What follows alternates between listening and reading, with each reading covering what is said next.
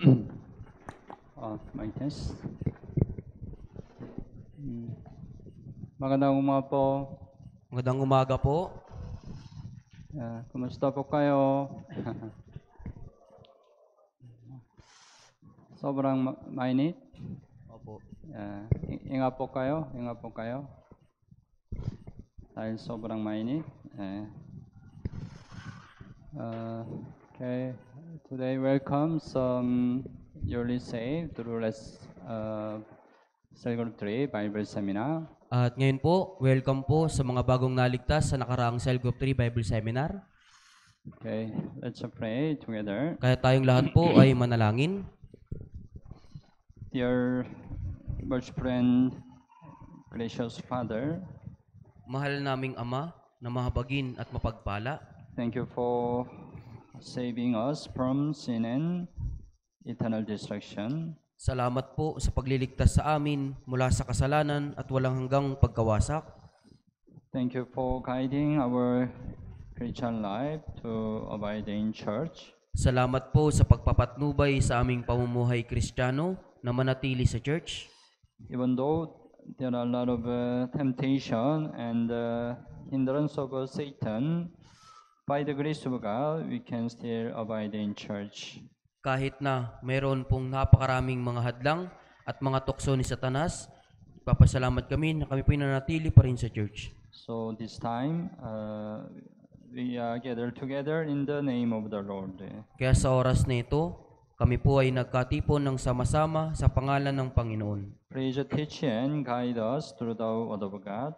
Pakiusap, turuan niyo po kami at gabayan sa salita ng Diyos. Let us understand you well through the Word of God. Nawa maunawaan po namin ang iyong kalooban sa pamagitan ng salita ng Diyos. Let us have more power and wisdom through the Word of God. Magkaroon nawa kami ng higit na kalakasan at ng karunungan sa pamagitan ng salita ng Diyos. This time, please allow your grace to all attendant. Sa oras na ito, pakiusap at pahintulot mo po ang iyong biyaya sa lahat ng mga nakadalo. From start to the end, we only rely on your mercy and gracious. Magmula sa simula hanggang sa matapos, nagtitiwala lamang kami sa iyong habag at biyaya. We pray in Jesus' name. Idinadalangin po namin ito sa pangalan ni Jesus. Amen. Amen. Okay, let's open to the Bible. 2 Timothy chapter 2. Buksan po natin sa ating Biblia, ikalawang Timoteo chapter 2. Chapter 2, verse 20. Chapter 2, verse 20.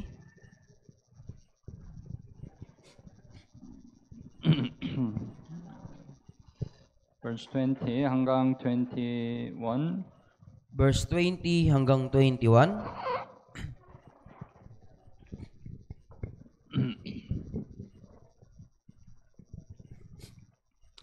Second Timothy chapter 2, verse 20 hanggang 21. Ikalawang Timoteo chapter 2, verse 20 hanggang 21. Okay, basahin po natin ng sabay-sabay. Sa isang malaking bahay ay hindi lamang may mga kasangkapang ginto at pilak, kundi mayroon din namang kahoy at luwad, at ang iba'y sa natatanging paggagamitan, at ang iba'y para sa karaniwan. Kung nililinis ng sinuman ang kanyang sarili mula sa mga bagay na ito, tanging kagamitan, itinalaga at malaga sa may-ari ng bahay, handa sa lahat ng mabuting gawa. Okay. Maybe after we got the salvation, we have a desire to be used by God. Marahil po, pagkatapos nating magkaroon ng kaligtasan, meron tayong pagnanais na magamit ng Diyos. I remember when I remember my teacher of grade 6, when I was grade 6, I remember my teacher. Nung ako po ay nasa grade 6, naalala ko po yung aking teacher. He always emphasized one thing. Palagi niya pong binibigyang diin po yung isang bagay. When you grow up, you need to become the one who is useful in this world. Kapag lumaki ka na, kailangan mong maging isang taong magiging makabuluhan sa mundong ito, kagamit-gamit. Yeah, you need to be a useful person in this world. Kailangan mong maging kagamit-gamit na tao sa mundong ito. Yeah. Every time he mentioned, that's why it is engraved in my heart. Palagi niya po yung binabanggit, kaya ito po ay naukit na sa aking puso. Of course, yeah, we need to become useful one in this world. Siyempre, kailangan po nating maging kagamit-gamit sa mundong ito. But after salvation, there is a more important thing. Pero pagkatapos maligtas, merong higit na mas mahalagang bagay. Yeah, we need to become useful one before the Lord. Right? Kailangan nating maging kagamit-gamit o kagamitan sa Panginoon. After salvation, we need to be used by God. Pagkatapos ng kaligtasan, kailangan nating magamit ng Diyos. Yeah. Even though we got the salvation, if we cannot be used by God, it's a really terrible thing, right? Kahit na tayo ay nagkaroon na ng kaligtasan, ngunit hindi tayo ginagamit ng Diyos, isa po itong terribling bagay. Even though we want to be used by God, if God doesn't use, right? It's meaningless, right? Kahit na gusto nating magamit ng Diyos, pero kung hindi tayo gagamitin ng Diyos, ito po ay walang kabuluhan. God must use us. Dapat ang Diyos ang gumamit sa atin. Yeah. But God doesn't use anybody, right? Pero hindi gagamitin ng Diyos yung sinuman. Yeah. When we are prepared, God can use us. Kapag tayo ay handa, gagamitin tayo ng Diyos. So today also continue learn 2 Timothy. Kaya ngayon po, patuloy nating pag-aaralan ng ikalawang Timoteo. We read 2 Timothy chapter 2, 20 and 21. Binasa po natin ikalawang Timoteo chapter 2, verse 20 to 21. So through this paragraph, we can know who can be used by God preciously. Sa mamagitan ng mga talatang ito, makikita natin kung sino po yung gagamitin ng Diyos na makabuluhan. In a great house, there are many kind of vessels. Sa isang malaking bahay ay maraming uri ng mga kasangkapan. Here mentioned four kind of vessel, right? Dito po nabanggit yung 4 na uri ng kasangkapan. Vessel, right? Vessel. Yeah. First, gold, Una, yung ginto, silver, pilak, and wood, kahoy, clay. at luwad. Yeah. The master wants to use the vessel in the great house. Sa isang malaking bahay, nais gamitin ng may-ari po yung mga kasangkapan. May tanong ako, which vessel the master will use? Anong sidlan po o kasangkapan yung gagamitin ng may-ari? Which vessel he will use? Anong kasangkapan po yung kanyang gagamitin? Huh? Ano? Gold? Ginto, Silver? pilak. Maybe if you are the master, right, you want to use gold, right? Marahil kung kayo po yung may-ari, gagamitin niyo po yung ginto. Right? Yeah. But we don't know, right? Subalit, hindi po natin alam. Yeah. But we can know what kind of vessel he will use. Pero maaari nating malaman kung anong uri ng kasangkapan yung kanyang gagamitin. In verse 20, we don't know which vessel he will use. Sa verse 20, hindi natin nalalaman kung anong kasangkapan yung kanyang gagamitin. But verse 20, we can know which vessel he will use. Pero malalaman natin sa verse 21 kung anong kanyang gagamitin. Yeah. Verse 21, right? Therefore, if anyone cleanse himself from the letter, he will be a vessel for honor, sanctified and useful for the master, prepared for every good work.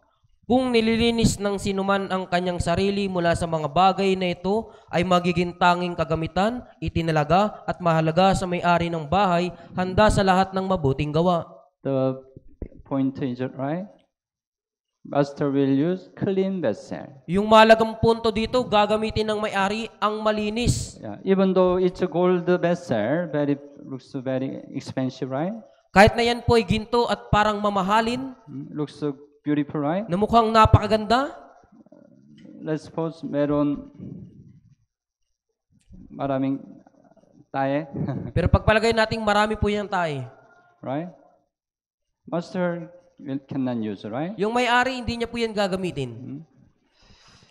Even though it's a clay, if it's clean, master will use, right? Kahit na yan po ay isang luwad, kung yan po ay malinis, yan po ay gagamitin ng may-ari. So what material is not important. Kaya yung kasangkapan po, hindi ito yung mahalaga. The vessel is a clean one, not, right? Ang mahalaga po, yung kasangkapang ito ay malinis ba o hindi? Maybe some Christian looks like a gold. Marahil may mga Kristiyano, katulad ng ginto. Yeah. Kahapon, we had a Bible study. Kagabi po, meron po kaming Bible study Yeah, Matthew will learn the patungkol Matthew. sa Mateo. But many brethren looks absent. Pero marami pong mga kapatid ang Yeah. hindi dumalo. You try to listen through online, even through online. Kaya subukan nyo pong makapanggan yun sa magitan ng online. Anyway, we learn about the parable of a talent. At natutunan po namin yung patungkol po sa talinghaga ng talento. Yeah, some Christian received a lot of talent. Merong mga Kristiyanong nakatanggap ng napakaraming talento. But some Christian receive konti lang talent. Pero may mga Kristiyanong nakatanggap ng kakaunting talento. It's different, right? Magkakaiba po yun, di ba? But the important thing, right? How much we try our best to use our talent. Pero ang mahalaga bagay dito, kung gaano natin lubos na ginagamit yung ating talento. Yeah, that's more important, right? Yan po yung higit na mas mahalagang bagay. Same.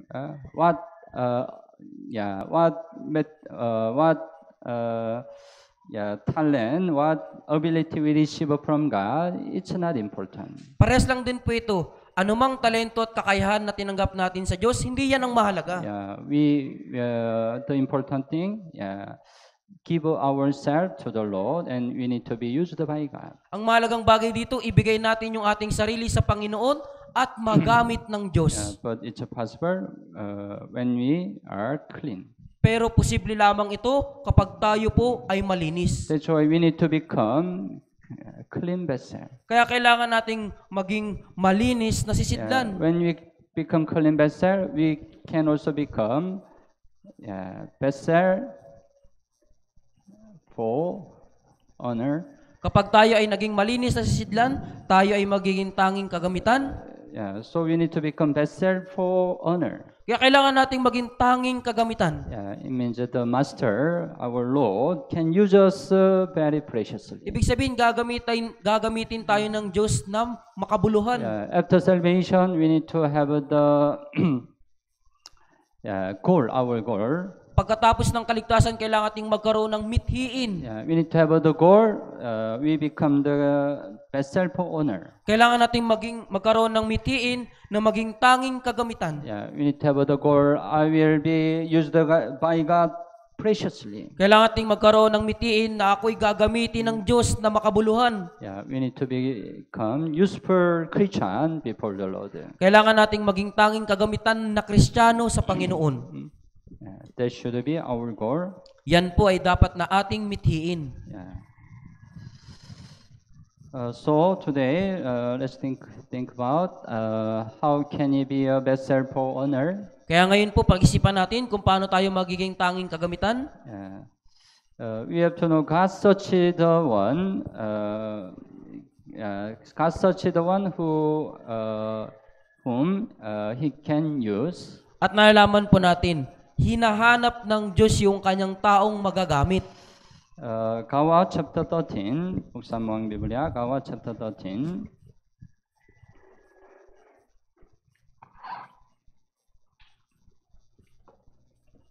Gawa chapter 13, verse 22.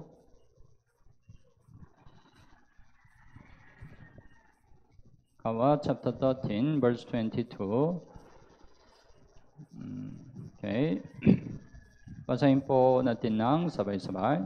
Nang siya'y alisin niya, si David ay ginawang hari nila. Sa kanyang patotoo ay sinabi niya tungkol sa kanya, natagpuan ko si David na anak ni Jesse na isang lalaking kinalulugdan ng aking puso na gagawa ng buong kalooban ko. As we know, God, the first king of Israel, Saul, he was disqualified. Gaya ng ating nalaman, si Saul po yung unang naging hari ng Israel na itinakwil ng Diyos. That's why God removed him from the king of Israel, right? Kaya tinanggal siya ng Diyos mula sa pagkahari sa Israel. Then God raised up David as a second king. Pagkatapos, inilagay ng Diyos si David na bilang ikalawang hari. Yeah. Then he said, right? I have found David, the son of Jesse, a man after my own heart, who will do all my will. At sinabi niya po, natagpuan ko si David na anak ni Jesse na isang lalaking kinalulugdan ng aking puso na gagawa ng buong kalooban ko.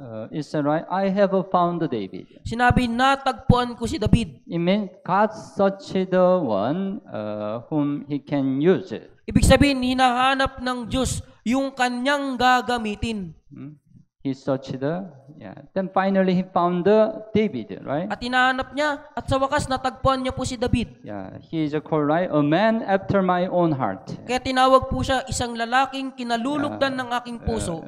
He was a best owner, right? Siya po isang tanging kagamitan. Yeah, because he was a best owner, he could become the king over Israel. Dahil isa po siyang tanging kagamitan, kaya siya ay naging hari sa He Israel. was really used by God preciously, right? At siya ay talagang nagamit ng Diyos na makabuluhan. Yeah.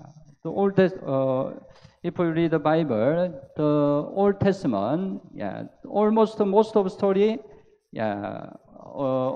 for the David, right?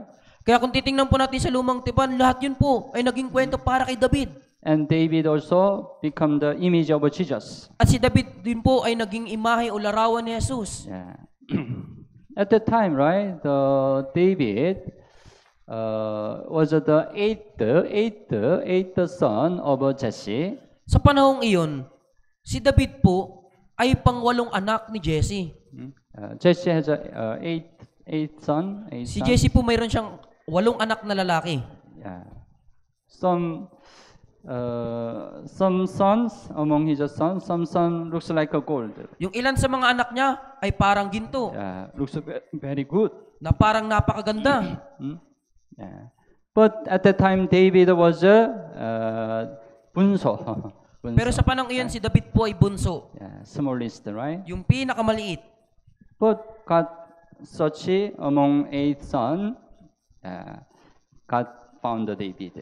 Pero sa 8 lalaking hinanap ng Diyos na anak na lalaki, natagpuan niya si David. Because he was best owner. Sapagkat siya ay isang tanging kagamitan. That's why God used him preciously. Kaya ginamit siya ng Diyos na makabuluhan.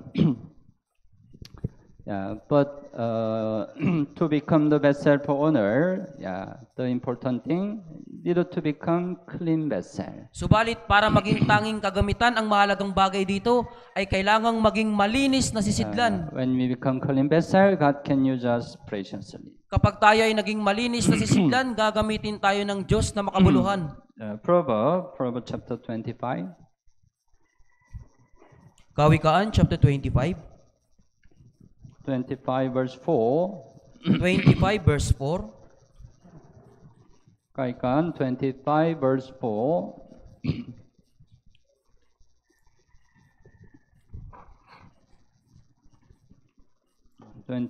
verse 4. Basahin po natin ng sabay-sabay. Ang dumi sa pilak ay iyong alisin, at ang panday para sa isang kasangkapan ay may gagamitin.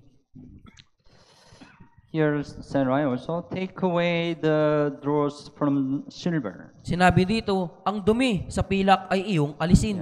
And it will go to the silversmith for jewelry. At ang panday para sa isang kasangkapan ay may gagamitin. Right? Even, here silver, dirty. Ito po, madumi po, pipit na pilak. The master cannot use, right? Hindi yan gagamitin ng may-ari. But if clean, right? Pero kung malinis po yan, Yeah, cleanse, wash, right? nahugasan po, Yeah. Then can use again, right? kung gayon magagamit po ulit, Yeah, it will be useful, right? yan po ay magiging kagamitan. Yeah. So God also wants to clean us. At ang Diyos, nais niya din po tayong linisin. How does God clean us? Paano po tayo nililinis ng Diyos? To clean us, sometimes God allow oppression. Upang linisin tayo, minsan pinapaintulot ng Diyos ang mga kahirapan. Yeah. First Peter chapter 4. Unang Pedro chapter 4, First Peter chapter 4. Verse 1. chapter 4 verse 1. First Peter chapter 4 verse 1. Also, basahin po natin ng sabay-sabay. Kung paanong si Kristo ay nagdusa sa laman, ay sandatahan din naman ninyo ang inyong sarili ng gayong pag-iisip, sapagkat ang nagdusa sa laman ay tapos na sa kasalanan. It's right. He who has suffered in the flesh has ceased from sin. Sinabi po dito, sapagkat ang nagdusa sa laman, tapos na sa kasalanan. Usually, right? Even though we got the salvation, right? We still have a sinful nature. Minsan di pa po, kahit na nagkaroon tayo ng kaligtasan, meron pa rin tayong likas na pagkamakasalanan. That's why usually when Christian commit sin, Kaya, kailan po nakakagawa ng kasalanan ang Kristiyano? usually we commit sin, everything goes well. When everything goes well, Kadalasan, nakakagawa tayo ng kasalanan kapag maayos po yung lahat ng bagay. or we have a lot of time. O kaya marami tayong oras. But maybe when we suffer oppression, we will not continue sin. Pero marahil kapag tayo ay nagdurusan ng mga kahirapan, hindi tayo magpapatuloy sa pagkakasala. David, right, was the vessel for honor. Si David po, di ba, isa siyang tanging kagamitan. Yeah, he was used by God preciously. Siya ay ginamit ng Diyos na makabuluhan. But even David, he failed, Pero maging si David po, nabigo siya. right? Yeah. Tama po ba? He committed grievation, right? Nakagawa din po siya ng malaking kasalanan. He committed adultery. Nakagawa siya ng pangangalun niya. To hide his adultery, he committed murder. Para mapagtakpan yung kanyang pangangalun niya, nakapatay po siya. When it happened, Kailan po yun nangyari? David was,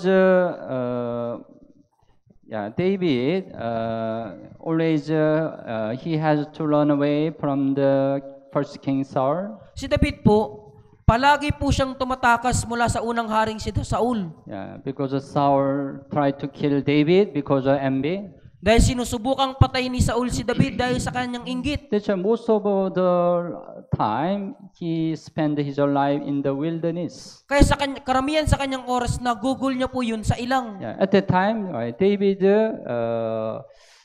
always rely on the Lord. Sa oras na yun, si David palagi siyang nagtitiwala sa Panginoon. Yeah, he never committed sin at that time. At sa oras na yun, hindi siya kailanman nakagawa ng kasalanan. But he could become king of Israel. Pero naging hari po siya ng Israel. Yeah, and he made the united kingdom of Israel. At ginawa niya pong pagkaisahin yung Yeah. dakilang karya ng Israel. It was a time he prospered At ito na yung panahon na siya ay masagana. at that time, right? Sa oras na yun, di ba po? He fell down. Siya ay bumagsak. He committed aggression, right? Nakagawa siya ng malaking kasalanan. Awit 119. Awit 119. Awit 119. 67. Awit 119 verse 67. 67. Also, basahin po natin ng sabay-sabay. Bago ako nagdalamhati ay naligaw ako, ngunit ngayon tinutupad ko ang salita mo. Before I was afflicted, I went astray. Bago ako nagdalamhati ay naligaw ako. But now, after affliction, right, I keep your word. Ngunit ngayon pagkatapos ng dalamhati po, tinutupad ko ang salita mo. God sometimes God allow the affliction to clean us. Kaya minsan pinapaintulot ng Diyos yung mga kahirapan sa atin para tayo ay linisin. Yeah. Because God wants to use us. Dahil nais ng Diyos na tayo po ay gamitin. If so, let's think about how can he be the clean vessel.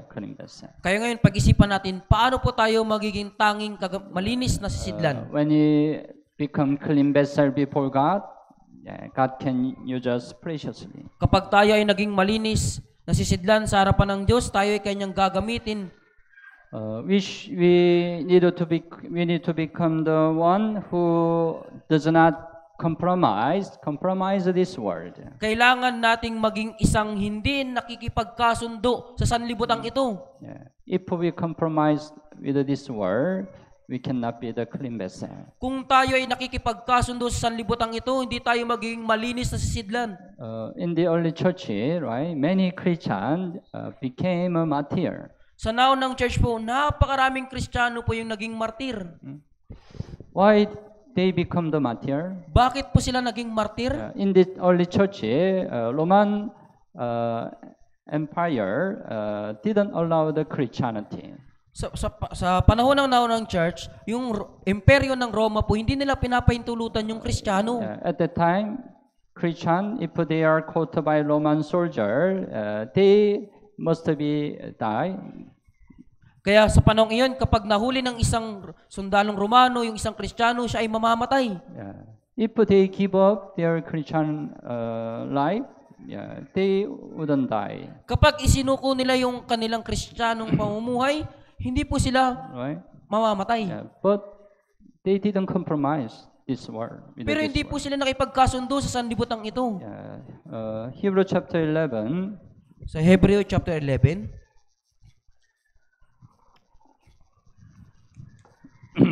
11:35. Sa 11 verse 35.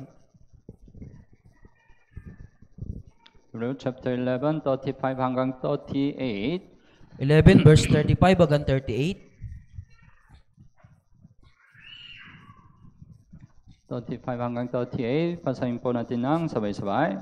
Tinanggap ng mga babae ang kanilang mga patay sa pamamagitan ng pagkabuhay ng muli. Ang iba'y pinahirapan at tumangging-tumanggap ng paglaya upang makamit nila ang higit na mabuting pagkabuhay na muli. Ang iba'y nagtiis ng pagkalibak at paggagupit at maging ng mga tanikala at pagkabilanggo. Sila'y pinagbabato hanggang mamatay, nilagari, pinagpapatay sa tabak. Sila'y naglibot na may suot na balat ng mga tupa at kambing, mga naghihirap, pinag-uusig, inaapi, na sa mga iyon ay hindi karapat-dapat ang sanlibutan.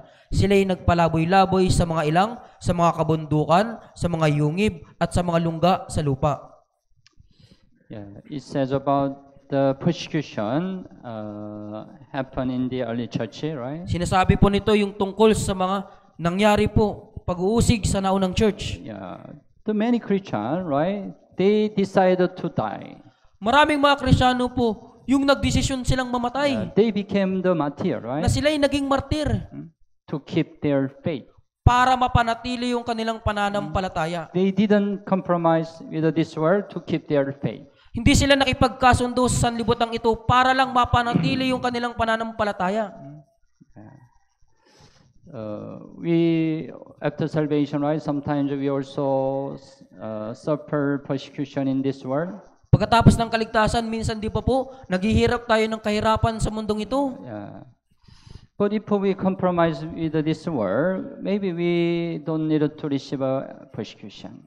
Pero kung tayo ay nakikipagkasundo sa sanlibutan ito, marahil hindi po tayo tatanggap ng mga pag-uusig. But we don't want to compromise with this world, right? Pero ayaw po nating makipagkasundo sa mundong ito, di ba? We want to continue our godly life. Gusto nating maipagpatuloy yung ating banal na pamumuhay. Yeah, that's why we can avoid the persecution. Kaya nga hindi natin maiiwasan po yung pag-uusig. 2 Timothy chapter 3, Ikalawang Timoteo chapter 3, verse 12.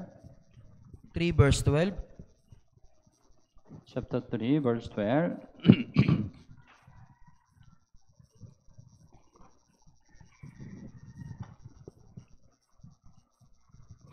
Okay, basahin po natin ng sabay-sabay. Tunay na ang lahat ng ibig mabuhay na may kabanalan kay Kristo Jesus ay daranas ng pag-uusig. Yeah. We want to live a godly life, right? Nais nating mabuhay na may kabanalan. Yeah. We want to keep our faith. Nais nating mapanatili yung pananampalataya That's why natin. we cannot compromise with this world, right? Kaya hindi tayo nakipagkasundo sa mundong ito, di ba po? Yeah. Even though we receive persecution. Kahit na tayo ay makatanggap ng pag-uusig. In Old Testament, Daniel also didn't compromise with this world. Sa lumang tipan po, si Daniel po, hindi rin po siya nakipagkasundo sa sanlibutan ito. At the time, Daniel was the captivity of the Babylon. Sa panahong iyon, si Daniel po ay naging bihag ng Babylonia. Yeah. But he had to eat the king's delicacies. Ngunit kailangan niya pong kainin po yung mga inihain ng hari And also the wine. at yung alak. It's just the food, right? Yan po yung pagkain, di ba? But the problem, the food was already offered to the idol. Pero yung problema, yung pagkain iyon ay naialay na po sa mga Diyos-Diyosan. That's why as a man who believe in God, he couldn't eat the food. Kaya bilang taong naniniwala sa Diyos, hindi niya po kakainin yung pagkain iyon. But if he don't eat the food, he doesn't eat the food, yeah, he could die by the king. Pero kung hindi niya po kakainin yung pagkain iyon, siya ay papatayin ng hari. Yeah, but he didn't compromise. Pero hindi pa rin siya nakipagkasundo. Yeah, Daniel chapter 1. Daniel chapter 1.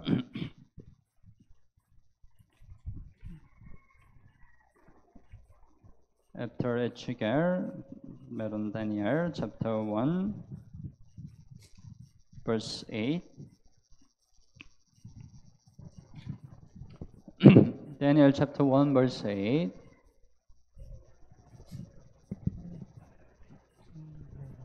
Okay, chapter 1, verse 8. Basahin po natin ng sabay-sabay. Ngunit ipinasya ni Daniel na hindi niya durungisan ang sarili sa magitan ng bahagi ng pagkain mula sa hari o ng alakman na kanyang iniinom. Kaya't kanyang hiniling sa pinuno ng mga eunuko na pahintulutan siyang huwag dungisan ang kanyang sarili. Right, Daniel proposed in his heart that he would not defile himself with the portion of the king's delicacies nor with the wine which he drank. Ipinasya ni Daniel na hindi niya durungisan ang sarili sa pamagitan ng bahagi ng pagkain mula sa hari o ng alakman na kanyang iniinom. Yeah, even though there is a possibility he could die, yeah, he didn't compromise. Kaya kahit na meron pong posibilidad na siya ay mamamatay, hindi pa rin po siya nakipagkasundo. It looks a very simple thing, right? Oh, just to eat food. Parang simpleng bagay lamang yun dahil kakainin niya lang naman But yung because of pagkain. his faith, he couldn't do. Pero dahil sa kanyang pananampalataya, hindi niya po yun ginawa. Sometimes we meet this kind of situation, right? Minsan humaharap po tayo sa ganitong uri ng sitwasyon.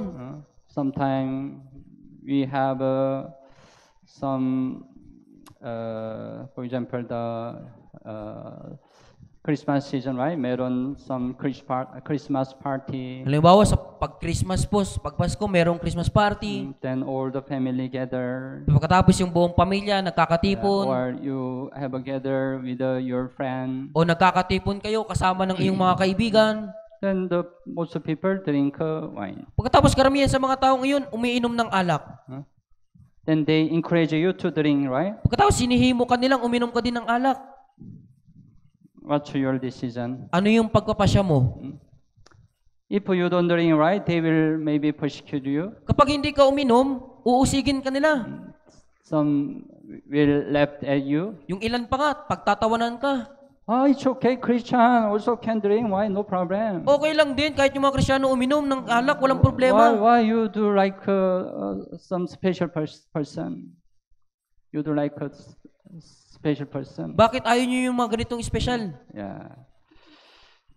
Right? They persecute you. Kaya Right? uusigin ka po nila. Yeah. It's very simple. If you just drink, Yeah, you just enjoy with them, right? Madali lang po, inom ka lang ng alak, makipagkasaya ka sa Nobody kanila, persecute you. na walang Right? uusig sa'yo. Very simple, right? Napakadali lang po nun. But it's a compromise. Pero yan po yung pakikipagkasundo. Yeah. We have to keep our faith. Kailangan nating ingatan yung ating pananampalataya. So last time I gave one example, right? Nung nakaraan, nagbigay po ako ng isang halimbawa, di ba po? In the company, right?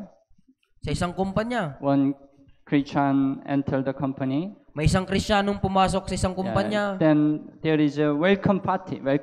Tapos meron pong welcome party.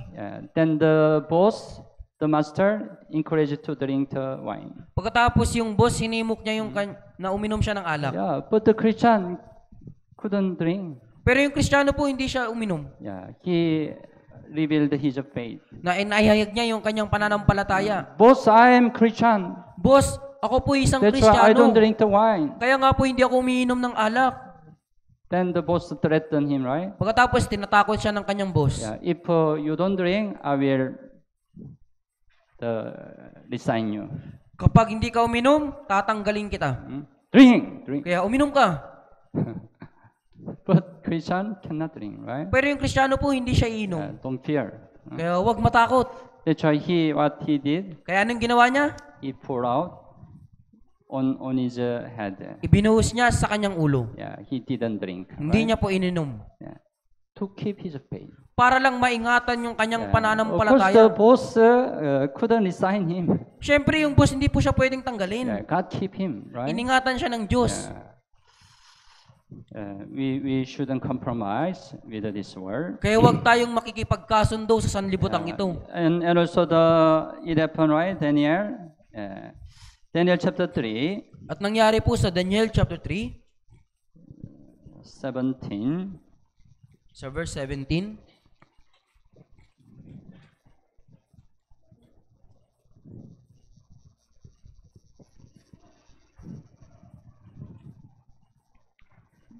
and 18. Daniel chapter 3, 17 and 18. Also, basahin po natin ng sabay-sabay. Kung mangyayari ng aming Diyos na pinaglilingkuran namin ay makapagliligtas sa amin sa hurno ng nagniningas na apoy, ay hayaang iligtas niya kami sa iyong kamay, O Hari.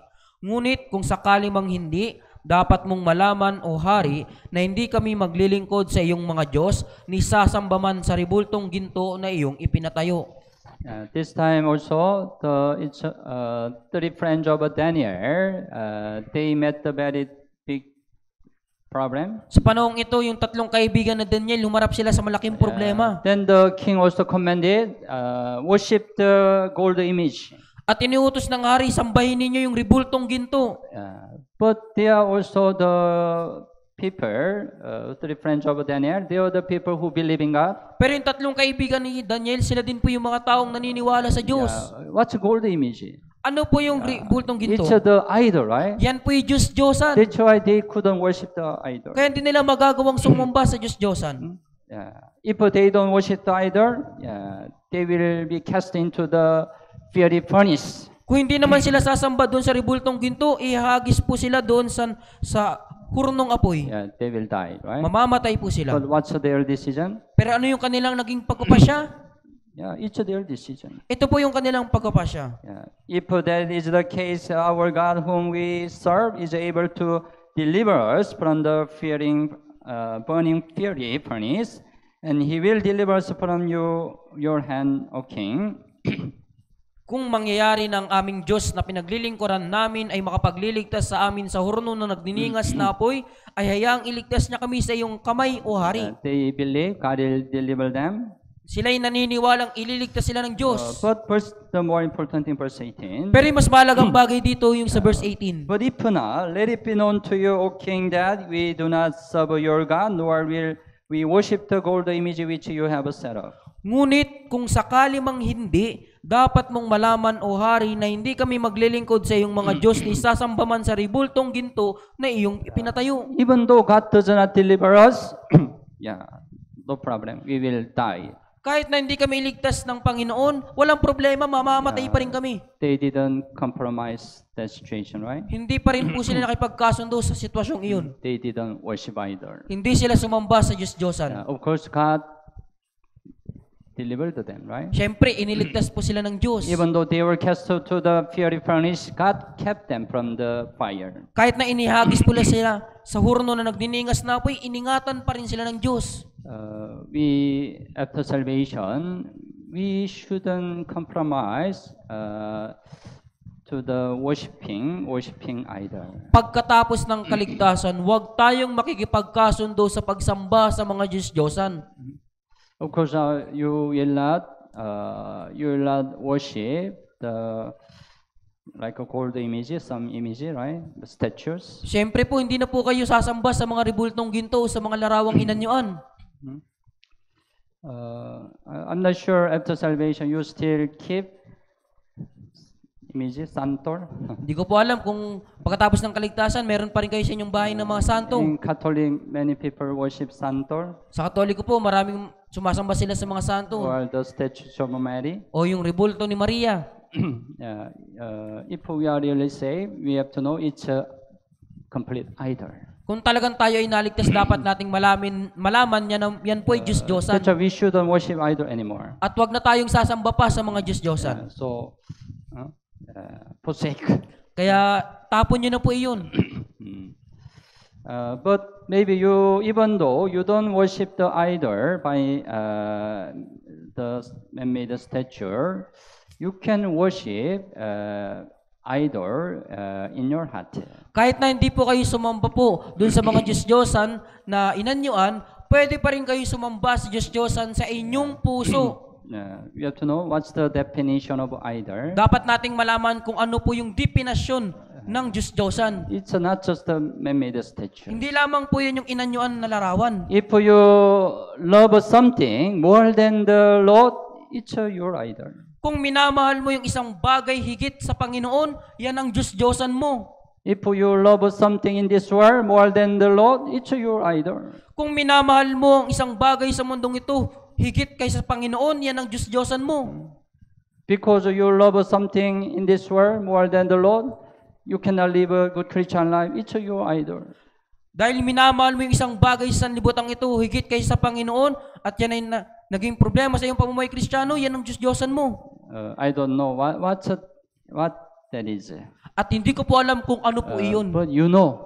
Pero alam mo ito. You know. Alam mo po yan. Right? There are something that hinder your Christian life. Na merong isang bagay na humahadlang sa iyong pamumuhay Kristiyano. There are something that you love more than the Lord. Na Right? merong isang bagay na iniibig mo kaysa sa Panginoon. It can be somebody. At maaaring yan ay isang tao. Or it can be something in this world. O maaaring yan ay isang bagay sa mundong ito. Yeah, that's your idol. Yan po ay Diyos-Diyosan. So don't compromise with the idol. Kaya huwag kayong makipagkasundo sa mga Diyos-Diyosan. Yeah. And right, after salvation, sometimes you are hinder your Christian life because of the man's affection. At minsan po, pagkatapos ng kaligtasan, nahahadlangan ng inyong pamumuhay Kristiyano dahil po sa pagmamahal sa tao. Some Christian who got the salvation through our church. May mga Kristiyano po na nagkaroon ng kaligtasan sa pamamagitan ng ating church. Yeah, they say, I got the salvation through our church Bible seminar. Sinasabi nila nagkaroon ako ng kaligtasan sa pamamagitan ng ating church sa Bible seminar. But yeah, they are also the people who attend other church for a long time. Subalit sila din po yung mga taong matagal na pong umaattend sa church sa mahabang panahon. That's why they say, even though I got the salvation through our church, I will continue attend former church. Kaya sinasabi nila, kahit na nagkaroon ako ng kaligtasan sa magitan ng ating church, Patuloy pa rin silang umatin sa dati nilang church. Because I have grown in that church. Dahil ako ay lumaki na sa church na ito. Many people there really helped me. Maraming tao yung talagang tumulong sa akin. They are very kind. Sila ay They are napakabait, very good. napakabuti. That's why, even though I got saved in our church, I will continue from our church. Kaya kahit na ako'y naligtas sa ating church, magpapatuloy pa rin ako sa aking dating church. Then you don't have any problem with them, right? Kung kayo hindi ka magkakaroon ng problema sa kanila. But if you say to them, I will go to our church Pero kung sasabihin mo sa kanila, pupunta na ako sa church na to. because I got the salvation through our church. Dahil nagkaroon ako ng kaligtasan sa church na ito. Then maybe they will blame you, right? Pagkatapos, isisihin ka po nila. They will persecute you. Uusigin ka nila. You can fear it, right? At maaaring matakot ka. That's why you return from our church. Kaya't babalik ka sa dating church. It's a compromising, right? Yan po yung pakikipagkasundo. Don't compromising because of a man's affection. Huwag kang makipagkasundo dahil lamang sa pagmamahal sa tao. We have to follow only the truth. Kailangan lamang nating sundin yung katotohanan. Don't compromise with the lie. Huwag kayong makipagkasundo sa kasinungalingan. We have to follow only the truth. Kailangan lamang nating sundin ang katotohanan. 2 Corinthians chapter 13. Ikalawang Korinto, chapter 13. 2 Corinthians chapter 13. Verse 8. Chapter 13, verse 8.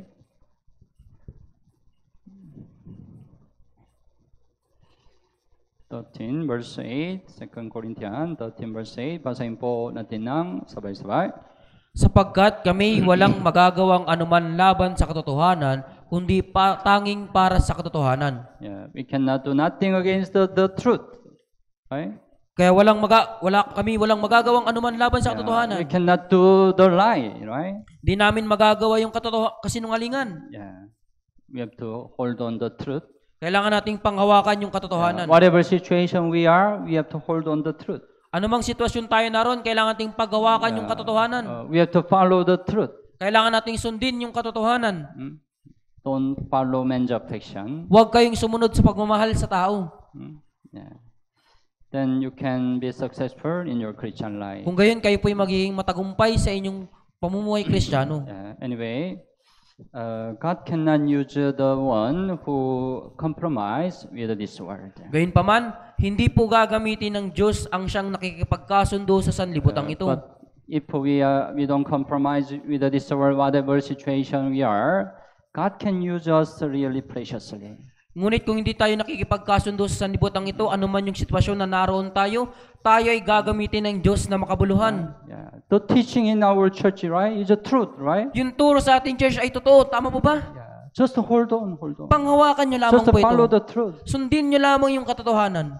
Don't look at other. Huwag nyo na pong tingnan yung iba pa.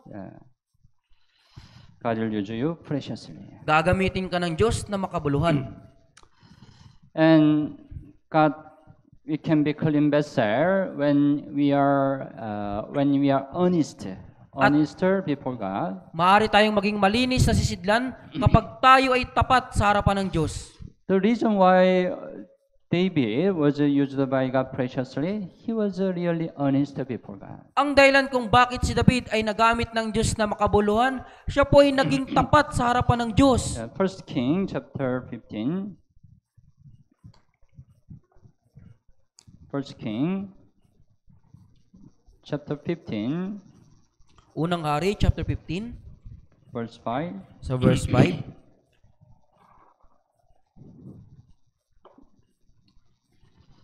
15 verse 5. Okay. Basahin po natin ng sabay-sabay. Sapagkat ginawa ni David ang matuwid sa mga mata ng Panginoon at hindi lumihis sa anumang bagay na iniutos niya sa kanya sa lahat ng araw ng kanyang buhay, maliban lamang tungkol kay Urias na Heteo. David did, right? What was right in the eyes of the Lord. Kaya ginawa ni David ang matuwid sa mga mata ng Panginoon All the days of his life. sa lahat ng mga araw ng kanyang buhay, Except one matter, right? maliban lamang sa isang bagay. It's as I mentioned, right? The sin with the wife of Uriah. Yun po ay patungkol po doon sa asawa ni Urias. Yeah. Sa- Anyway, but yeah, even he committed aggression, right? He completely repented, right? Pero kahit na nakagawa siya ng malaking kasalanan, siya po ay ganap na nagsisi. And he was restored, At right? siya po ay And nakabalik. then anyway, David did what was right in the eyes of the Lord. Gayunpaman, ginawa ni David ang matuwid sa mga mata ng Panginoon. Yeah, he kept the clean heart before God. Pinanatili niya po yung malinis na puso sa harapan ng Diyos. He was really honest before God. At siya ay naging talagang tapat sa harapan ng Diyos. He didn't forget. He always stand before God's eye. Hindi niya po kinakalimutan na siya ay palaging nakatayo sa harapan ng mata ng Diyos. That's why he consider like this. Awit 51. Kaya tinuturing niya po sa Awit chapter 51, Awit 51. Verse 4. 51 verse 4. Awit 51 verse 4. Okay. Basahin po natin ng sabay-sabay. Laban sa iyo lamang ako nagkasala at nakagawa ng kasamaan sa iyong paningin, upang ikaw ay maging ganap sa iyong pagsasalita at walang dungis sa iyong paghatol. Yeah. After he committed aggression, he realized. Pagkatapos niya pong makagawa ng malaking kasalanan, ito po yung kanyang napagtanto. So Psalm 51, right, was written after he repented his sin. Yung Awit chapter 51 po ay naisulat pagkatapos niya pong magsisi sa kanyang kasalanan. Then he said, right, you only have I sinned. At sinabi niya, sa iyo lamang ako nagkasala. He considered, I committed before God. Itinuring niya po na ako ay nakagawa lamang ng kasalanan sa harapan ng Diyos. And done this evil in your sight. At nakagawa ng kasamaan sa iyong paningin. In your sight, before your eye. Sa iyong paningin, sa harapan ng iyong mga mata.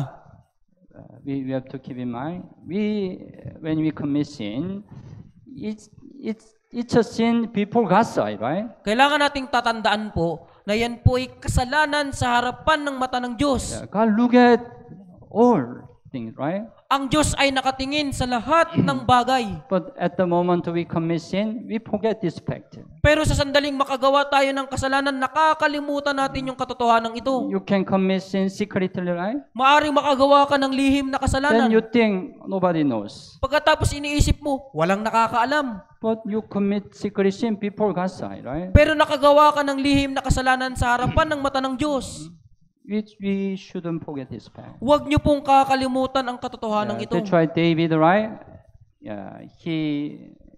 After he repented his sin, he could really right in the eyes of the Lord. Kaya si David po, di ba po, pagkatapos niya po magkasala, siya ay ginawa niya yung matuwid sa mga mata ng Panginoon. Because he didn't forget this fact. Dahil hindi niya po kinakalimutan yung katotohanan ito. That's why he could be a clean vessel. Kaya siya po ay naging malinis na sisidlan. In the Old Testament, Joseph also, he overcame great temptation. Sa lumang tipan po si Jose, nagawa niya pong madaig, malampasan yung matinding Because tukso. he also had the same heart like David. Dahil meron din po siyang parehong puso tulad ni David. Joseph was a very young man. Si Jose po, isa po siyang kabataan. But he was tempted by woman. Pero siya po ay tinukso ng babae. The wives of Potiphar. Yung asawa ni Putipar. She tempted him. Tinukso niya po si Jose. In the house, nobody. Sa isang bahay, wala pong tao doon. When he was tempted, even though he commits sin, nobody knows. Kahit na nung tinukso siya, kahit gumawa siya ng kasalanan yun, walang makakaalam po. But at the time, he reminded, Pero sa oras na yun, natandaan niya po, God, look at me. ang Diyos nakatingin sa akin. Right? Genesis chapter 39. Genesis chapter 39. Genesis chapter 39. 39 verse 9. 39 verse 9.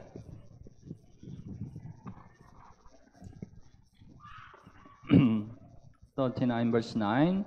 Basahin po natin ng sabay-sabay. Walang sino mang dakila kaysa akin sa bahay na ito. Walang anumang bagay ang ipinagkait sa akin maliban sa iyo, sapagkat ikaw ay kanyang asawa. Paano ngang magagawa ko itong malaking kasamaan at kasalanan laban sa Diyos? Yeah, he said, right? How then can I do this great wickedness and sin against God? Sinabi niya po, paano ngang magagawa ko itong malaking kasamaan at kasalanan laban sa Diyos? Yeah, it's not only sin to your husband, it's also great sin before God. Hindi lamang ito kasalanan sa iyong asawang lalaki, kundi kasalanan din sa harapan ng Diyos. Right? So that's why Joseph could overcome this temptation, right? Kaya nagawa ni Jose po na malampasan po yung tuksong ito. That's why he could be used by God really preciously, right? Kaya talagang siya ay nagamit ng Diyos na makabuluhan. Because he could overcome this temptation. Dahil nagawa niya pong malampasan po yung tuksong ito. Yeah, he could be a clean vessel. Siya Right? ay naging isang malinis na sisidlan. But what about Judge Samson? Pero paano naman po yung hukom na si Samson? Yeah, he also was tempted by woman. Siya din po ay tinukso ng babae. But Samson couldn't overcome the temptation of the woman. Subalit si Samson, hindi niya po nagawang mapagtagumpayan yung tukso ng babae. That's why originally Samson had a great power that received from God. Sa katunayan, si Samson nakatanggap siya ng matinding kapangyarihan mula sa Diyos. He was used by God preciously originally, right? Sa katunayan, nagamit siya ng Diyos na makabuluhan. Yeah, through Samson, God delivered Israel from the Philistine, right? Sa pamagitan ni Samson, iniligtas ng Diyos yung Israel mula sa Pilisteo. But when he just stumbled because of the woman, God couldn't use him again. Pero pagkatapos niyang matisod dahil sa babae, hindi na siya muling nagamit ng Diyos. Not only he couldn't be used by God, but also he became very miserable person. Hindi lamang siya nagamit ng Diyos, kundi siya ay naging isang miserableng tao. His two eyes plug out. Yung kanyang dalawang mata po ay dinukit. Yeah. Because he couldn't overcome temptation of a woman. Dahil hindi niya po nagawang mapagtagumpay yung tukso ng babae. Yeah. So, Satan will tempt us by using other gender.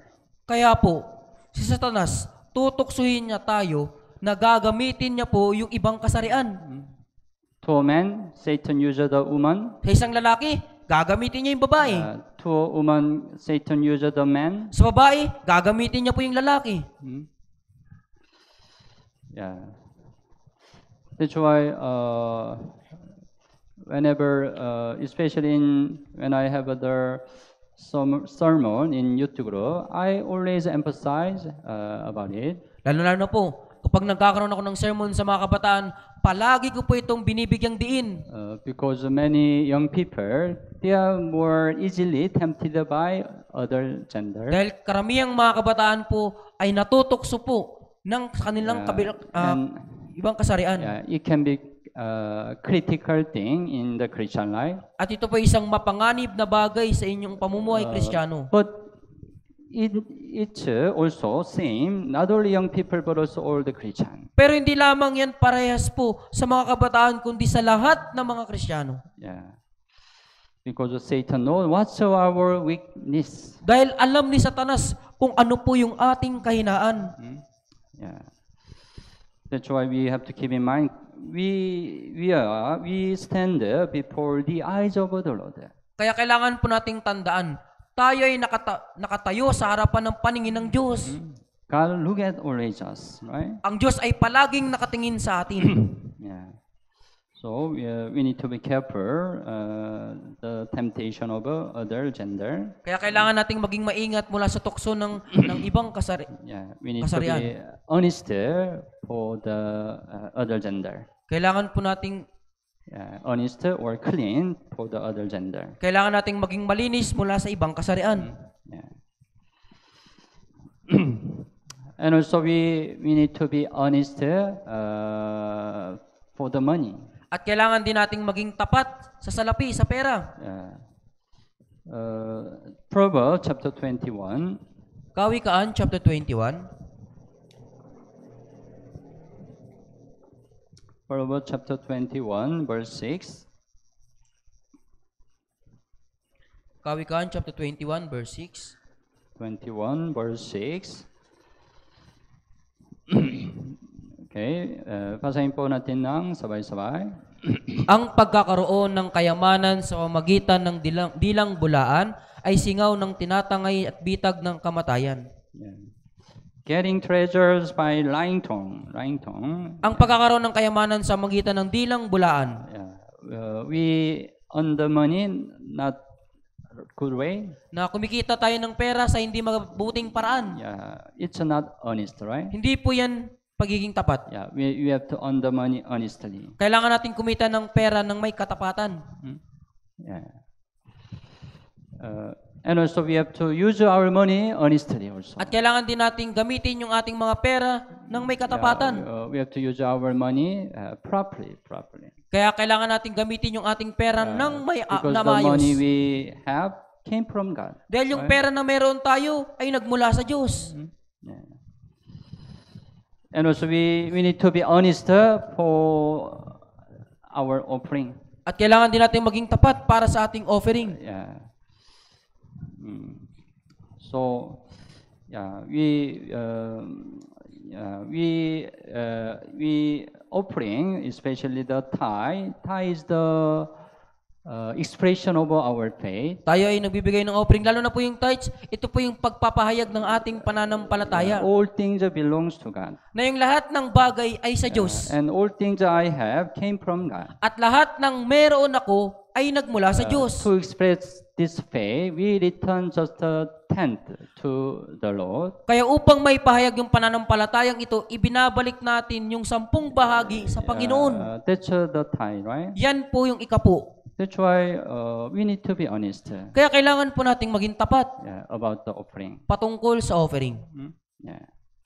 Then God can use us preciously. Kung gayon gagamitin tayo ng Diyos na We makabuluhan, can be clean vessel. na maaari tayo maging malinis na sisidlan. Yeah.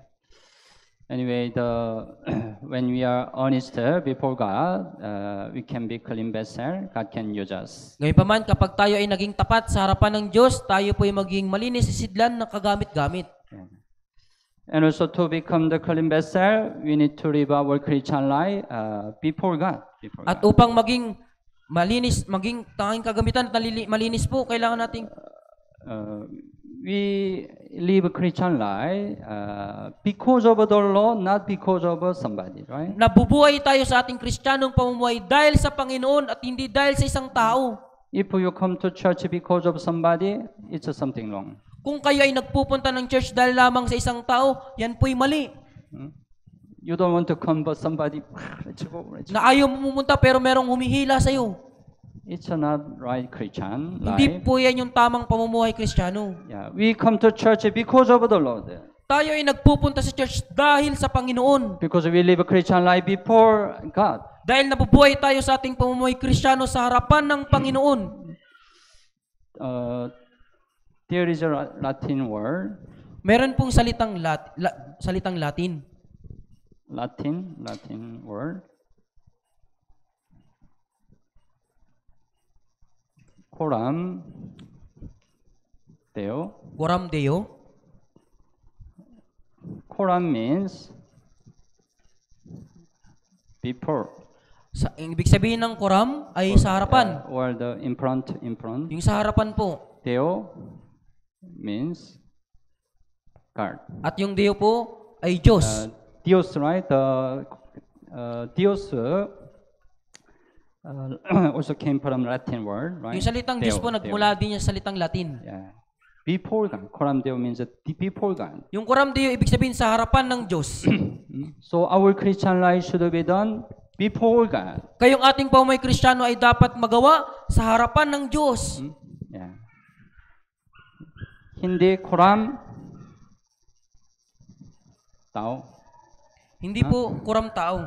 Hindi Coram Tao. Our Christian life should be done Coram Tao. Should be done Coram Deo. Yung ating buhay Kristiyano ay dapat ay sagawa ng Coram Deo. Coram Deo. Yeah. Colossians chapter 3. Colossus chapter 3. Colossians chapter 3, 22 and 23. Chapter 3 verse 22 hanggang 23. 22 and 23. Okay, basahin po natin ng sabay-sabay. Mga alipin, sumunod kayo sa lahat ng mga bagay sa mga Panginoon ninyo sa lupa. Hindi naglilingkod kung may tumitingin, na gaya ng pagbibigay lugod sa mga tao, kundi sa katapatan ng puso na may takot sa Panginoon. Ano man ang inyong ginagawa ay inyong gawin ng buong puso, na gaya ng sa Panginoon at hindi sa mga tao. It says about bond servant. Sinasabi po dito mga alipin. It said what attitude we need to have when we work. Sinasabi po nito kung anong pag-uugali mayroon tayo kapag gumagawa po tayo. Not with the eye service. Hindi po na may kapag nakatingin. Not with the eye service as a man pleasure. Na pagbibigay lugod sa mga tao. But in sincerity of heart, fearing God. Na kundi sa katapatan ng puso na may takot sa Panginoon. You know what's the eye service, right? Alam niyo po yung naglilingkod kapag may tumitingin? When master is master meron, right?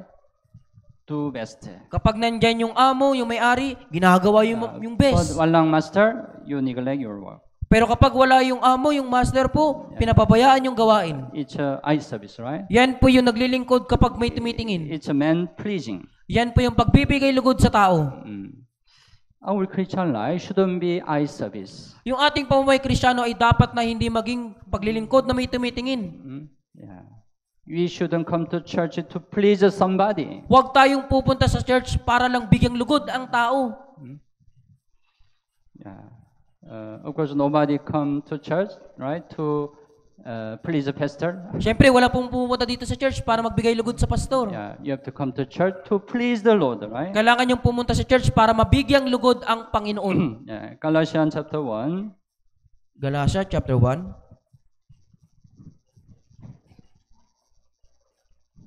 Galatians chapter 1 verse 10. Galatia chapter 1 verse 10. Chapter 1 verse 10. Okay, basahin po natin ng sabay-sabay. Ako ba'y naghahangad ngayon ng pagsang-ayon ng mga tao o ng Diyos? O sinisikap ko bang bigyang lugod ang mga tao? Kung ako'y nagbibigay lugod pa rin sa mga tao, hindi sana ako naging alipin ni Kristo. Apostle Paul said, if I still please a man, I would not be a bond servant of Christ.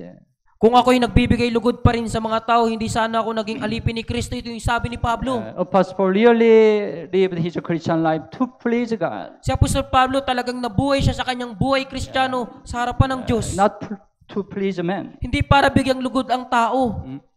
We have to live a Christian life to please the Lord. Kailangan nating mabuhay sa ating buhay Kristiyano para mabuhay sa Panginoon. But we can see men.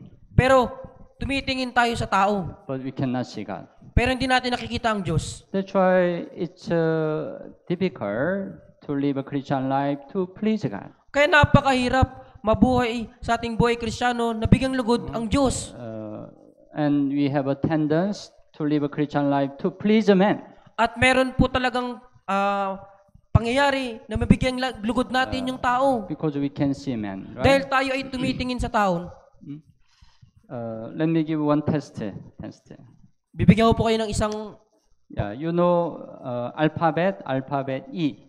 Alam niyo po yung alpabetong E? The large letter E. Yung malaking E? Large letter E, you know?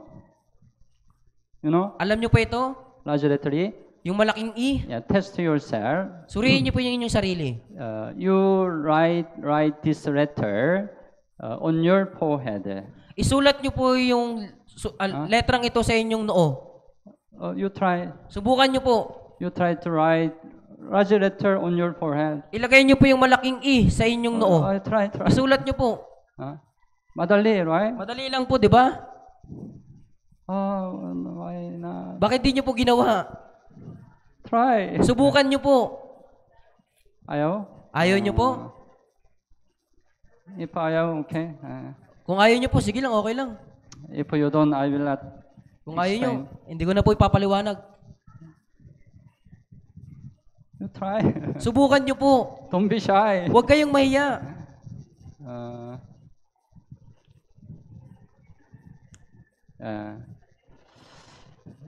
There are two kind of person. Mayroon pong dalawang uri ng tao.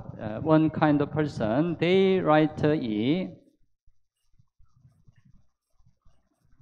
Mayroon pong isang uri ng tao, sinusulat nila yung E. Did you see? Nakita niyo po ba yung ganun? E? Nakita Tama? niyo po yung E? What about? And the other person, the At other yung isang case, tao naman po. they write E. At yung isa naman po, pabaliktad. Naintindihan? Naintindihan niyo na po? The other person, this, Yung isang tao, pabaliktad po. there are difference, right? Magkaiba po sila, di ba? You catch the difference? Nakikita niyo po ba yung pagkakaiba? You catch it? Nakikita niyo po? Yeah.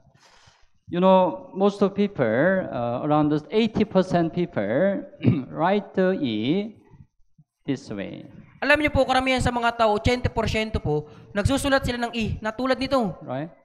Tama? I confused suddenly.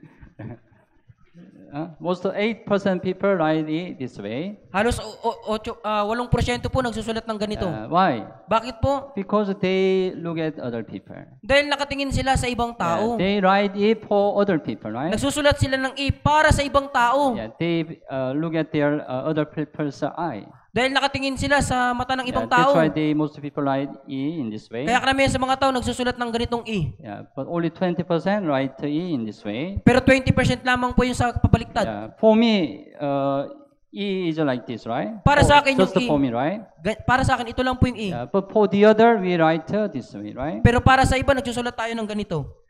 It means most of people recognize the eyes of the other people. Ibig sabihin, karamihan sa mga tao, isinasaalang-alang po nila yung paningin ng ibang tao. They consider the eyes of other. Itinuturing nila yung pagtingin ng ibang tao. That's why when other people look at, we do our best. Kaya kapag nakatingin yung mga tao, ginagawa natin yung best natin. But walang tao, we lazy, neglect. Pero kapag walang tao, pinababayaan natin, naging pabaya That's a tayo. man's character, man's nature. Yan na po yung likas sa tao. Naintindihan niyo po? That's the reason why it's difficult. We live a Christian life before God who cannot see, right? Yan po yung dahilan kung bakit napakahirap pong mamuhay para sa Diyos na hindi nakikita. Yeah. So even though we cannot see God, we have to always live Christian life before God. Kahit na hindi natin nakikita ng Diyos, palagi tayong mabuhay sa ating Kristiyanong pamumuhay sa harapan ng Diyos. Yeah, then our Christian life cannot be the hypocrite. Kung gayon yung ating pamumuhay Kristiyano ay magiging hindi mapagkunwari. If there are some brothers and sisters, we try to live a good Christian life. Kapag merong mga brother and sisters, sinusubukan nating mamuhay sa mabuting Kristiyanong pamumuhay. But when I alone, nobody, Pero kapag ako'y mag-isa lamang, walang tao, I neglect Christian life. pinapabayaan ko yung buhay I Kristiyano commit ko. sin easily. Madali akong nakakagawa ng kasalanan. It's a hypocrite, right? Yan po yung pagkukunwari. Our Christian life shouldn't be the hypocrite. Yung ating pamumuhay Kristiyano ay dapat na hindi pagkukunwari. Our Christian life should be the same in church, in the house. Yung ating pamumuhay Kristiyano ay dapat parehas lang sa bahay at sa church. Your life same in church and in your house. Yung inyong pamumuhay, parehas lang ba sa church at sa bahay ninyo? It's the same in your workplace. Parehas lang din ba sa pinagtatrabuhan ninyo? If not, you can be hypocrite. Kung hindi po, kayo po ay mapagkunwari. Yeah, or our life should be the same wherever we are, when we are. Yung ating buong buhay po ay dapat na parehas lang nasaan man tayo naroroon. Yeah. So, when we live a Christian life before God, our Christian life will not be stumble. Kung nabubuhay tayo sa ating buhay Kristiyano sa harapan ng Diyos, yung ating buhay Kristiyano po ay hindi matitisod. Because sometimes you can meet some problem with the brothers and sisters, right? Dahil minsan maaari kang magkaroon ng problema sa pagitan ng mga kapatid. Then because of somebody who have a trouble with you, maybe you don't want to come to church, right? Kaya dahil sa isang kapatid na nagkaroon ka ng problema, hindi ka na pupunta ng church. Yeah. It's not the Christian life. You live Christian life before God. Hindi po yan yung pamumuhay Kristiyano na nabubuhay para sa Diyos. If you live a Christian life before God, right? Whatever problem have with somebody, no problem. Kaya kung nabubuhay ka para sa harapan ng Diyos, ano man yung maging problema sa isang kapatid, hindi po yan magiging problema. Even though it's not easy, yeah, you can continue Christian life. Kahit na hindi yan madali, pagpatuloy mo pa rin ang iyong buhay Kristiyano. And you will not be stumble. Kung gayon, hindi ka po matitisod. Many Christians are stumble because they don't overcome in this situation. Maraming Kristiyano po yung natitisod sapagkat hindi nila nalalampasan po yung sitwasyong ito. But if we live a Christian life before God, whatever situation we meet, we will not be stumbled. Pero kung tayo ay nabubuhay sa ating buhay Kristiyano sa harapan ng Diyos, hindi po tayo matitisod anumang sitwasyon yung harapin natin. Yeah. To live a Christian life before God, we need to fear God, not fear men. Para mabuhay sa mabuting buhay Kristiyano sa harapan ng Diyos, kailangan nating matakot sa Diyos at hindi sa tao. Yeah. Colossians chapter 3, go back. Balikan po natin yung Colossus chapter 3. Chapter 3, 22. Chapter 3 verse 22. Colossians chapter 3, 22. Okay. Yeah. Basahin po natin ng sabay-sabay. Mga alipin, sumunod kayo sa lahat ng mga bagay sa mga Panginoon ninyo sa lupa. Hindi naglilingkod kung may tumitingin na gaya ng pagbibigay lugod sa mga tao, kundi sa katapatan ng puso at na may takot sa Panginoon. Yeah. By fearing God, right? Na may takot sa Panginoon. We have to fear God. Kailangan nating matakot sa Panginoon. Don't fear anybody. Huwag kang matakot sa kanino After man. salvation, we have to only fear God. Pagkatapos ng kaligtasan, kailangan lamang nating matakot sa Diyos. Of course, this fear is not the fear of the judgment. Siyempre, yung takot na ito ay hindi po takot sa paghukom. We already escaped from the judgment, right? Tayo po'y nakaalis na mula sa paghukom. We don't have a fear about the judgment, right? Wala na tayong takot sa paghukom. Tama po ba? But we still need to fear God. Pero kailangan pa rin nating matakot sa Diyos. Because God is the one who searches our heart. Dahil ang Diyos ang siyang sumisiyasat ng ating puso. Thessalonians chapter 2. Unang Tesalonica, chapter 2. 1 Thessalonians chapter 2. Unang Tesalonica po, chapter 2, Verse 4. verse 4. Chapter 2, verse 4. Also, basahin po natin ng sabay-sabay. Kundi kung paanong kami minarapat ng Diyos na pagkatiwalaan ng Ebanghelyo, ay gayon kami nagsasalita, hindi upang bigyang lugod ang mga tao, kundi ang Diyos na sumusuri sa aming mga puso. We have to please the Lord, not please man. Kailangan nating bigyang lugod ang Panginoon at hindi ang tao. Then we have to know God who tests our heart. At kailangan nating malaman ang Diyos na sumusuri sa aming mga puso. We have to know God tests our heart. Kailangan nating malaman sinusuri ng Diyos yung ating puso. After salvation, God still tests our heart. Pagkatapos ng kaligtasan, sinusuri pa rin ng Diyos yung ating puso. When we know God tests our heart, we can really fear God, right? Kapag alam natin na ang Diyos ay sinusuri yung puso natin, matatakot tayo sa Diyos.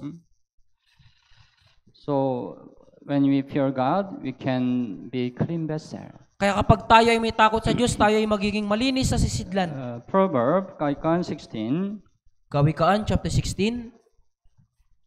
16 verse 6. 16 verse 6. Kawikaan 16 verse 6. Okay, basahin po natin ng sabay-sabay. Sa pamamagitan ng katapatan at katotohanan ay napagbabayaran ang kalikuan. At sa pamamagitan ng takot sa Panginoon ay umiiwas ang tao sa kasamaan. By the fear of the Lord, one depart from evil, right? At sa magitan ng takot sa Panginoon ay umiiwas ang tao sa kasamaan. So if we can really fear God in our Christian life, we can be clean vessel. Kaya kung talagang tayo ay may takot sa Panginoon sa ating buhay Kristiyano, tayo ay magiging malinis na sisidlan. In Old Testament, Noah is the one also who fear God. Sa lumang tipan si Noe po, siya din po yung may takot sa Diyos. Let's open Hebrew chapter 11. Buksan natin Hebreo chapter 11. Hebrew chapter 11, verse 7. 11 verse 7. 11 verse 7. Okay, basahin po natin ng sabay-sabay. Sa pananampalataya, si Noe, nang mabigyan ng Diyos ng babala tungkol sa mga bagay na hindi pa nakikita, ay pinakinggan ang babala at gumawa ng isang daong para sa kaligtasan ng kanyang sambahayan. Sa pamamagitan nito ay hinatulan niya ang sanlibutan at siya'y naging tagapagmana ng katuwirang ayon sa pananampalataya. Noah prepared the ark with a godly fear, right? Ginawa ni Noe yung daong na mayroong Diyos na pagkatakot. Why is the Bible said Noah prepared the ark with godly fear? Bakit sinabi ng Biblia na si Noe, ginawa niya po yung daong na mayroong pong takot? Maybe if he didn't have a godly fear, he couldn't prepare the ark. Marahil kung wala siyang pagkatakot sa Diyos, hindi niya po gagawin po yung daong. Maybe he feared the people. Marahil matatakot siya sa mga tao. Until Noah's flood on the earth, there was no rain. Bago po dumating yung baha, wala pa pong ulan sa lupa. But God said to Noah, right? I will destroy this world. I will judge this world by water. Pero sinabi po, pinangaral ni Noe, hatulan ng Diyos yung mundong ito sa magitan ng tubig. People don't know what's the rain. At yung mga tao hindi nila nalaman, ano ba yung ulan? But in the situation, Noah had to make the ark. Pero sa sitwasyong iyon, kailangan gumawa ni Noe ng daong. Yeah, we have to avoid the flood. Kailangan nating maiwasan yung baha. When he tried to make the ark, what people said to him? What people said to Nung him? ginagawa ni Noe yung daong, ano yung sinasabi ng mga tao sa kanya? Oh, Noah, what are you doing? O Noah, ano yung ginagawa mo? What's the rain? Ano ba yung ulan? How flood can be happen? Paano mangyayari yung pagbaha? Why we need to make the ark? Bakit kailangan nating gumawa ng daong? Yeah, you look something wrong. Para ka nang nababaliw. People, right? Criticize him, right? Kaya pinuna po siya ng mga tao. People laughed at him, right? Pinagtatawanan siya ng mga tao. Noah didn't fear him. Ngunit Didn't fear them, si Noe ay hindi natakot sa kanila. right? He just feared God, right? Natakot lamang po siya sa Diyos. That's why whatever they said, Noah continued make the ark, right? Kaya anuman yung kanilang sinasabi, nagpatuloy pa rin siyang gawin yung daong. That's why he and his family could be saved from the water, right? Kaya siya at ang kanyang pamilya po ay nagawang makaligtas mula sa pagbaha. You have the heart to save your family Meron din po kayong puso na iligtas ang inyong pamilya. after salvation, right? Pagkatapos ng kaligtasan, di ba po? But it's not easy, right? Pero hindi po yan madali. Tama po ba? Sometimes you receive many persecution. Minsan tumatanggap ka ng maraming You receive pag-uusig. many oppression. Umaharap, nakakatanggap ka ng maraming Sometimes kahirapan. people criticize you. Minsan yung mga tao, They pinupula ka, laughed at you, pinagtatawanan ka. right? Don't fear them. Huwag kang matakot sa kanila. Just continue Christian life. Ipagpatuloy mo lang ang iyong pamumuhay Kristiyano. Just fear God. Matakot ka lamang sa Diyos. Kaikan 29, verse 25.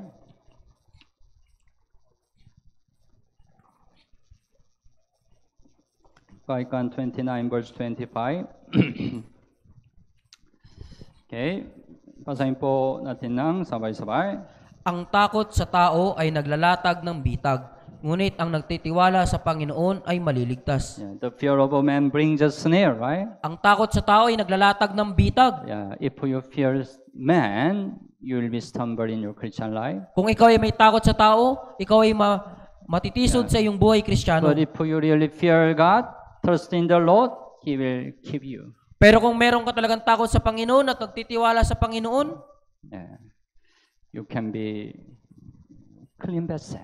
ikaw ay magiging malinis na Yeah, sisidlan. and then you can be vessel for honor. At ikaw ay magiging tanging kagamitan. God will use you preciously. At gagamitin ka ng Diyos na makabuluhan. It should be our goal. Ito yung dapat na ating mithiin. Yeah, let's be a vessel for honor. Tayo ay dapat na maging tanging kagamitan. Yeah. So, to become vessel for honor, right? Don't compromise with this world. Para maging tanging kagamitan, huwag tayong makipagkasundo sa sanlibutan ito. We need to be more earnest before God. Kailangan nating higit na maging tapat sa harapan ng Diyos. We have to live a Christian life before God. Kailangan nating mabuhay sa ating pamumuhay Kristiyano sa harapan ng Diyos. We have to more fear God. Kailangan nating higit na matakot sa Panginoon sa Diyos. Yeah, let's pray together. Tayong lahat po ay manalangin. Dear, merciful and gracious Father, Mahal naming Ama na mahabagin at mapagpala, thank you for saving us from sin and eternal destruction. salamat po sa pagliligtas sa amin mula sa kasalanan at wala hanggang pagkawasak. Thank you for guiding us to abide in church until now. Salamat po sa kapatnubay sa amin na manatili sa church magpahanggang ngayon. Even though there are a lot of temptation in this world, God kept us until now. Kahit na meron pong napakaraming tuksos sa libutan ito, iniingatan kami ng Diyos magpahanggang ngayon. We really want to be used by God preciously. At kami ay nagnanais na talagang magamit ng Diyos na makabuluhan. So please guide us to become more clean vessel. Kaya pakiusap, tulungan niyo po kami na higit na maging tanging kagamitan. And also please lead us to become vessel for honor. At pakiusap patnubayan niyo po kami na maging tanging kagamitan. So let us meet our Lord who comes again by being used by God preciously. At nawa ay salubungin namin ang Panginoon na nagiging kagamitan para sa Panginoon. We only rely on your mercy and gracious. Kami po ay nagtitiwala lamang sa iyong habag at biyaya. We pray in Jesus' name. Idinadalangin po namin ito sa pangalan ni Jesus. Amen. Amen.